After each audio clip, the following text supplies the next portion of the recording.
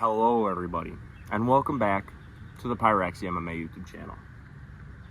We're outside today. Garage is getting a little bit too hot, okay? A little heat wave coming over the East Coast. So, that's what we're dealing with. Bird whistle's still broken as well. Sorry about that. And, yeah, no, here we go. UFC 317 predictions.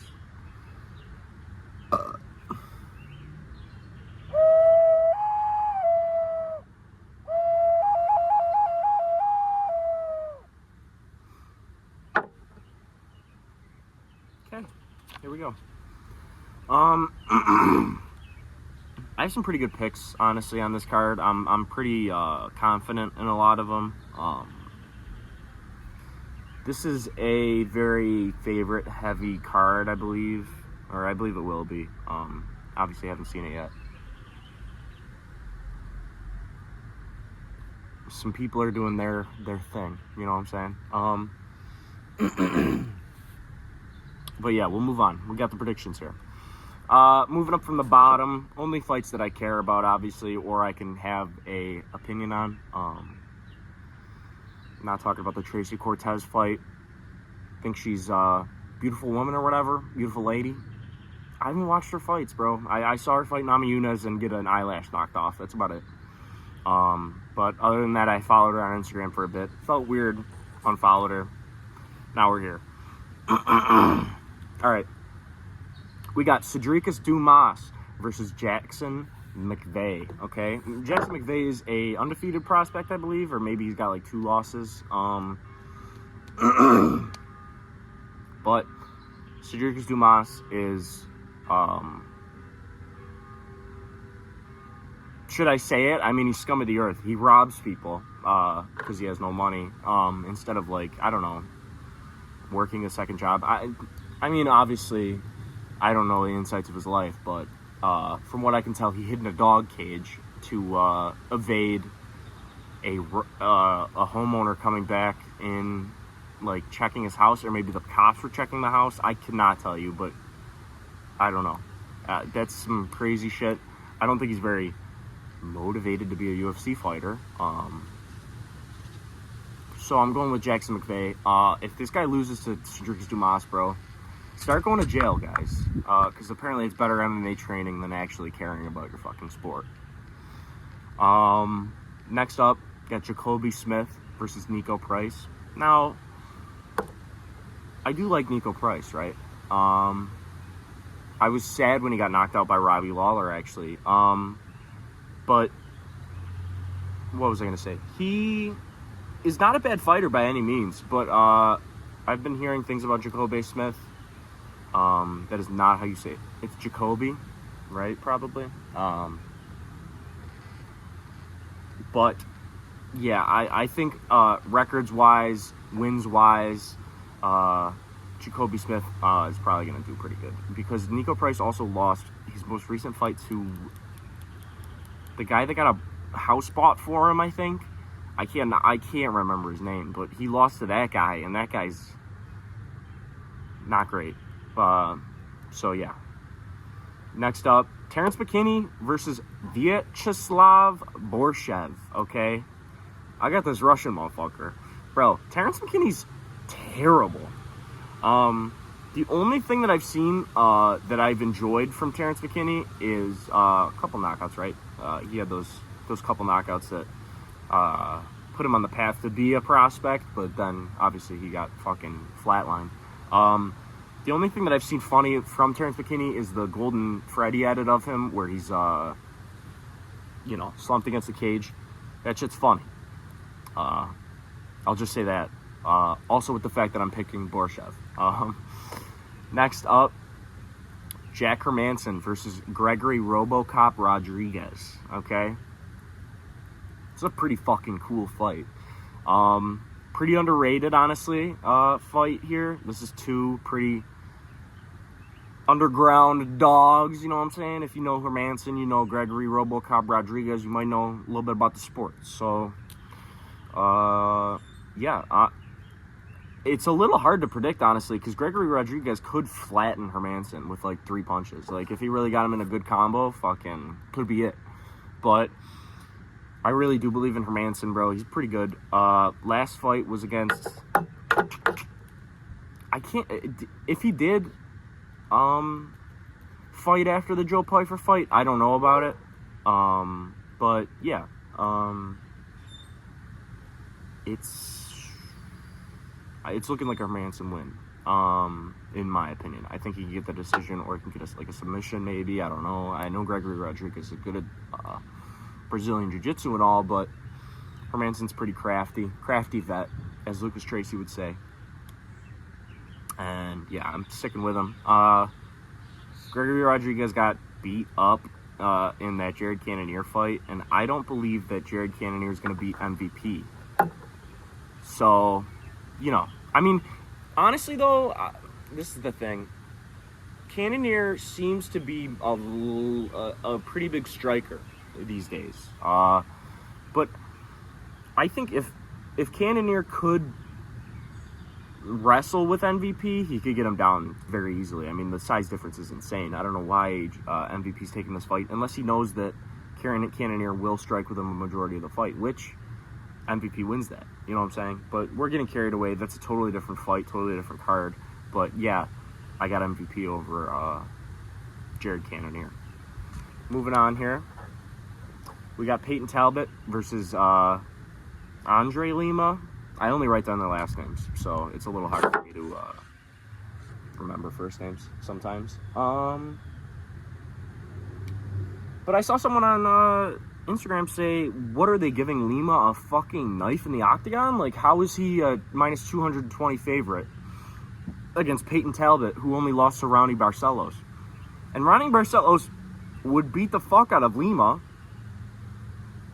So the fact that Peyton Talbot not only survived, but could have technically done better in that fight, you know what I mean? It's a good shout for Peyton Talbot, who's the underdog in this fight, which I don't really understand. So I'm going with Talbot. I might even bet on Talbot.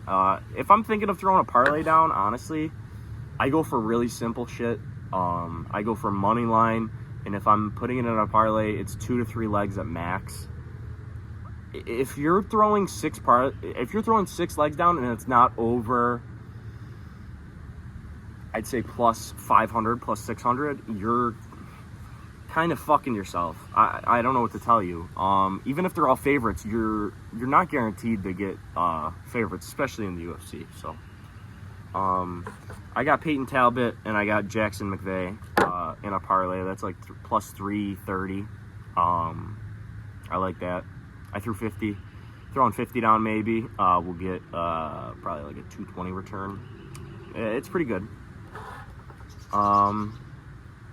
But anyways, I'm moving too fast here. Peyton Talbot, I don't think he's going to get out-wrestled by Lima.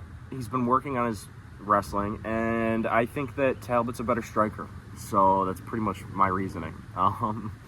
It's not that hard to really predict this fight. Another fight that's not that hard to predict, Renato Moicano versus Beneil Dariush. It's a little bit weird putting a prediction out there, because I feel like this fight should have already happened, because Moicano literally fought for the belt against Islam Makhachev.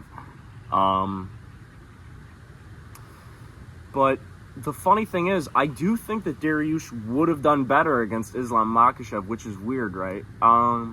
But in this fight specifically, I do think that Moicano is probably going to win. The thing that I'm worried about, right, is Dariush is old, right?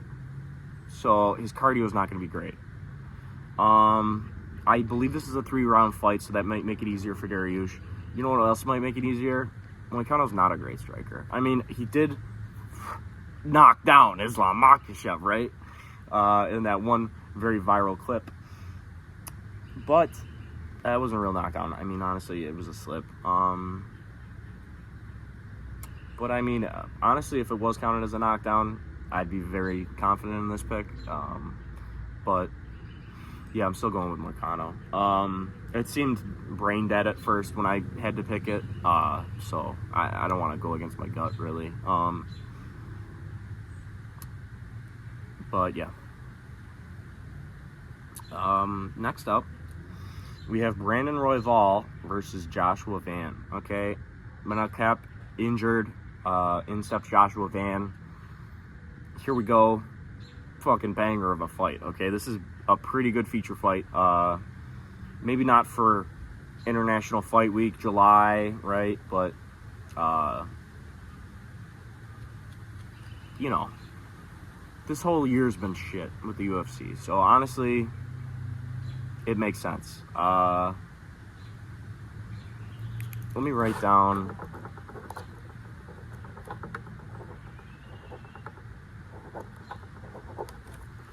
Reminding myself to talk about Aspinall versus Jones in this video. But Joshua Van versus Brandon Royval. I think this is a really big step up in competition. I don't think anyone's really doubting that, but I don't know if the odds makers are really looking at what's going on here. Brandon Royval training for a dominant striker in Manel Kape. I couldn't tell you stances. I couldn't tell you any of that shit, really. I've never really boxed professionally. I couldn't tell you who's throwing what.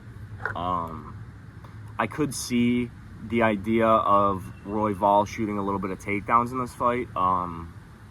That wouldn't surprise me, really, because Van is such an I don't want to say unproven, right, because he's got so many knockouts, but he doesn't have a lot of tape on him, so you want to be, like, a little bit more cautious, especially when striking with him, because you don't know tells, you don't know fucking any of that shit, right?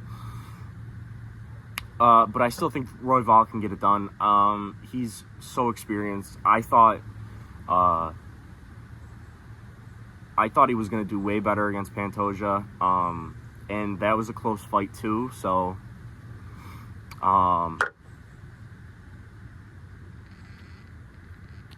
you know, you just gotta throw one out there, and it's Royval in my opinion. But moving on, we got that little twerp.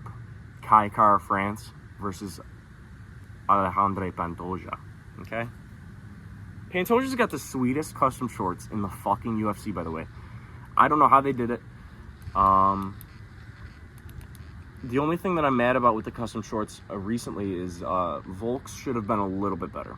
They're a little boring. I get that they were going for the Alexander the Great Greek theme, kind of, but you could have done a little bit more. I don't like the faint white on the green. It doesn't really look good to me. I think if it was bolder, it would have looked pretty cool. I don't know. I know he wears the green, especially when he's a challenger. But dude, make him look like fucking champ shorts. Come on. He's been champ for so long. Make fucking Volks look a little bit more like champ shorts. Anyways, moving on. Pantoja, sweetest champ shorts in the game. Okay, it's like his tattoo. It's the fucking dragon, and it's clawing out, and it's like all blacked out, dude. Raw. If that doesn't win him the fight, you want to know what will? The fact that he's probably the best flyweight in the division.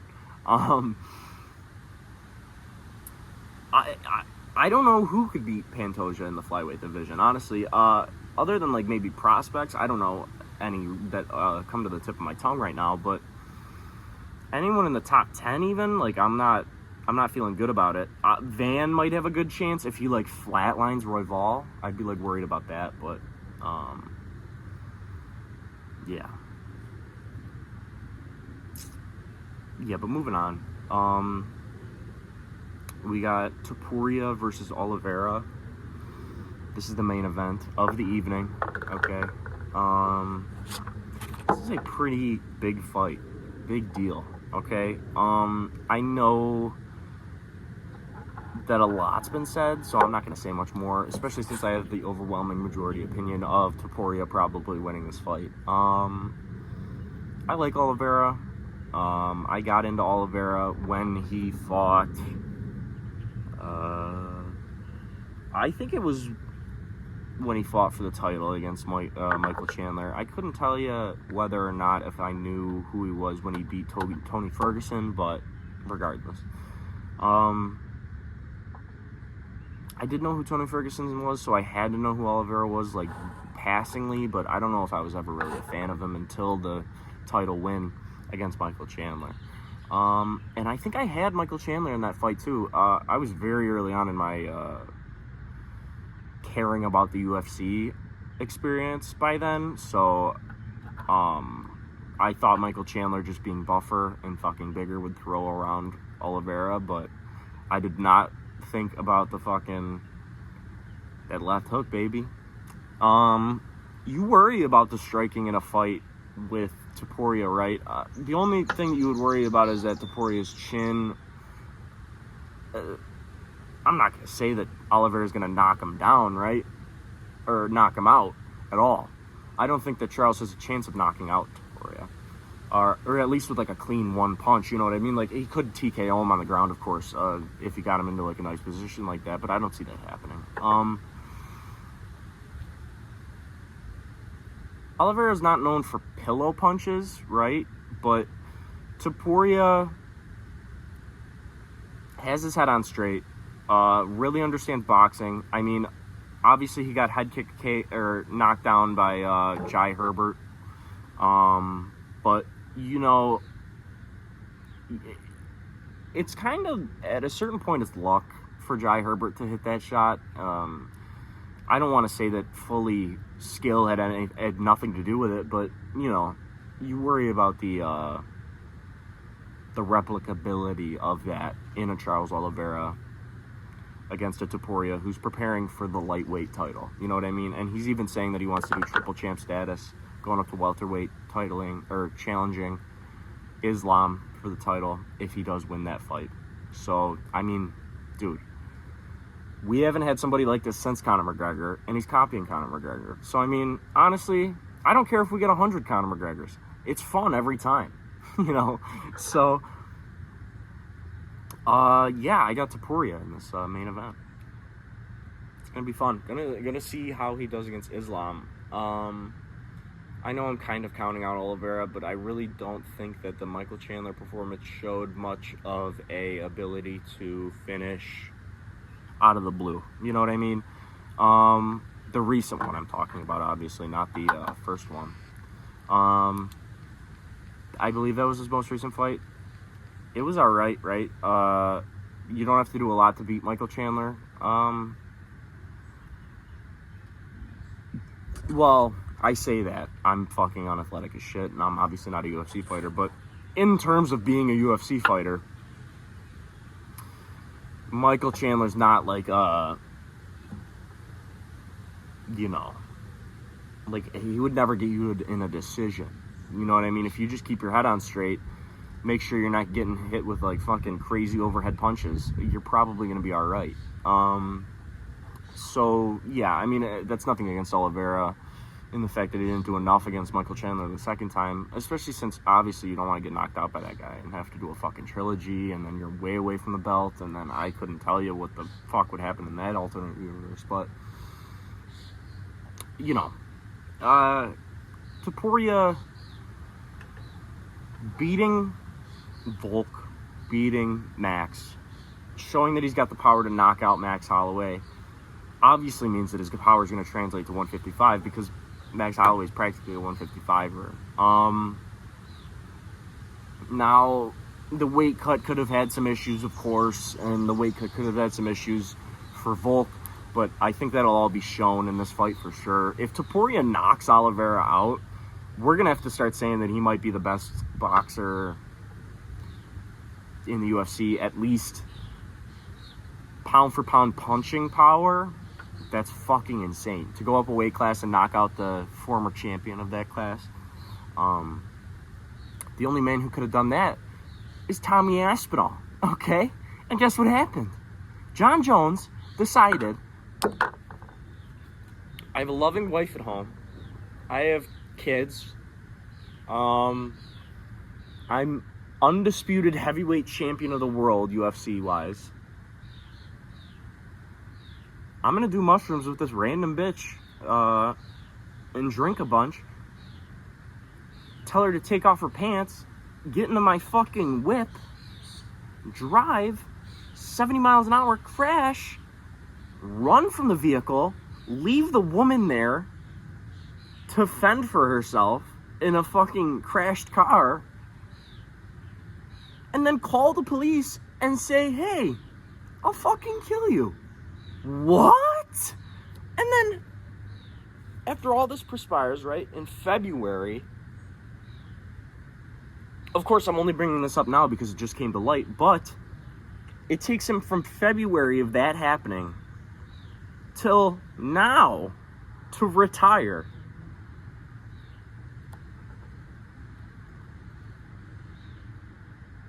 I mean, listen, I know that people are saying, that's not the reason that he retired. Obviously, he just wanted to retire, but he's just dragging out the career of Tom Aspinall, and that's a dick move. He shouldn't have done that. That's a dick move. I think he was trying to fucking fade from limelight before that this case came on and fucking ruined him again, because all that he does is go on fucking DUI trips. It's insane. And then people wonder why DC gets mad when John Jones gets stuck into a fucking multi-car collision that he caused. Because, dude, DC's fucking infant daughter was killed in a car crash. I think because of a drunk driver.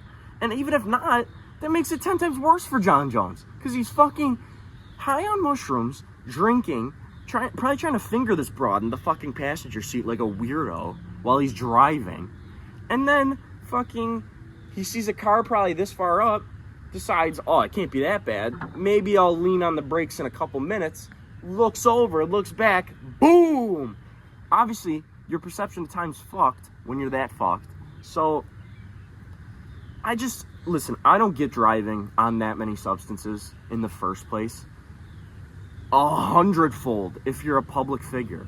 Are you fucking stupid? You can't hire someone to fucking take you around in a limousine, and you could literally bang the chick in the back that you coked up and fucking put mushrooms in. You know what I'm saying? But no, you gotta fucking drive around your own little sports car and shit because you're fucked up and you're like, I'm the man, dude. My ego's so small, I gotta fucking prove to the world that I'm cool. Fucking driving out with a probably ugly bitch. I mean, I didn't see her, but John Jones is a thing for mid-white women. Anyways, I would have picked Tom Aspinall. I would pick Tom Aspinall from now until the end of time, baby. Because the only thing that's going to get worse is John Jones' knees, okay? And them fucking joints. And that stupid little fucking laceration that he got in his pectoral that made him fucking delay the Stipe fight for another year. Don't make me think I forgot about that. Don't make me think I forgot about the fucking fact that he didn't want to fight Reyes. Didn't want to fight Jan Blachowicz. Didn't want to fight anybody. Fucking duck. Loser. And if anyone calls him the goat of the sport, you're a fucking idiot. Listen, I used to call John Jones the greatest fighter of all time, and this guy is the most badass person in the world. I was brainwashed by Dana White. If you have any semblance of respect for yourself as a human being, and you want to honor that in the idea of maybe carrying yourself a certain way, you wouldn't like John Jones. But against all of that, right, you look at just his fighting career, he's a duck, pussy bitch. He picks his fights, cherry picks his fights. He couldn't fight Chael Sonnen on fucking short notice. What kind of champion does that? Volk literally went up a weight class, right? Got knocked the fuck out by Islam Makhachev, right? In the second fight, okay? Comes back down to fucking 145 to defend his title because he didn't give it up like John Jones, fucking throwing it away to the wolves to let it fucking, I don't know. And it's not even like it's a bad move because Islam's doing it, and I believe that that's a good idea, right? But when you're John Jones and you call yourself the best in the world and you say, oh, these guys don't mean anything to me, this Tom Aspinall guy, he's been nothing but not exciting. Is anybody exciting for you? Because you're the quote-unquote best in the world? If I proclaimed I was the best in the world, the best fighter in the world, right? Right now, I said, right now, I, Max, am the best fighter in the world. I want anyone to come try and test me on it. Tom Aspinall would call me up and be like, hey, you want to spar? I say no. Does that mean I'm the baddest man on the planet anymore? No, it doesn't. It means you're a pussy. You call shit that you can't fulfill. You cash checks that you can't fucking cash, dog. Or you write checks you can't cash. You're talking all this shit about how Tom Aspinall's not exciting. Probably not worth anything. What if he loses in a year? Prove it then, bitch. That's the whole fucking point about being the baddest man on the planet. You prove what you fucking talk about. The words that come out of your mouth are proven by actions, okay? That's it, okay? Tom Aspinall would have whooped John Jones' ass. I'm tired of anyone saying anything different, bro. I don't care. If you say that John Jones could have won that fight, just don't. Because listen, he didn't want to. He didn't want that fight. If you don't want that fight, you already lost, buddy. You already lost. So, yeah. That's my thoughts. Thank you very much for watching. And, yeah. I'll see you in the next one. Bye-bye.